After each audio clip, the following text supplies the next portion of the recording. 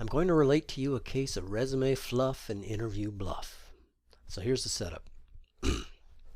The big boss had given our committee 10 resumes to look at. I was on the search committee, and after looking at the resumes, we decided to phone 6 of them for a search committee conference call. Now, why the search committee only had 10 resumes to look at is another story for another day. But anyway, we looked at the resumes, and it looked to us like there was one clear front runner. Everyone brought their questions, and after making the phone calls, our front runner was still way out in front. I remember being asked at the conclusion of the meeting what I thought of our pal Hal.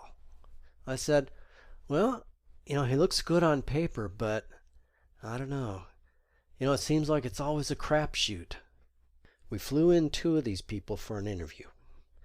Each candidate had 5 interviews, but 2 of those interviews were group interviews with 2 different groups of staff.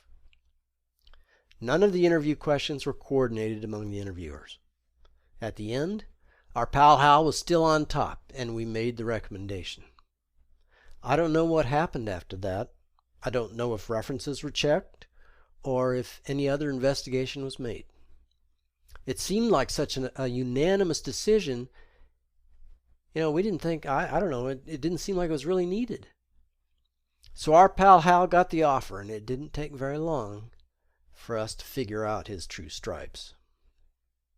Within a year, all of the senior management had either quit or been fired. Within 18 months, nearly half of our permanent staff was gone. Before that time, we had been praised as one of the most stable locations in the company as far as turnover was concerned. Harold the Terrible had decided, based on his interpretation of a request from an outside accrediting agency, that several of our senior staff people who were approaching retirement in 3 to 5 years were not qualified, and they needed another degree. If they did not get another degree, they would have to go. Well, several of these people threatened litigation. Out-of-court settlements were made.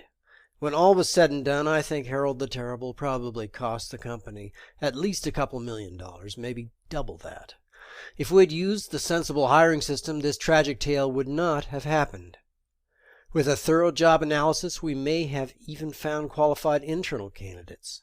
With the proper screening, we could have easily processed the hundreds of resumes that were submitted to find a much higher quality pool of final candidates. With the correct reference checking process, we would have discovered that our pal Hal was really Harold the Terrible all along. We would have saved the company millions of dollars.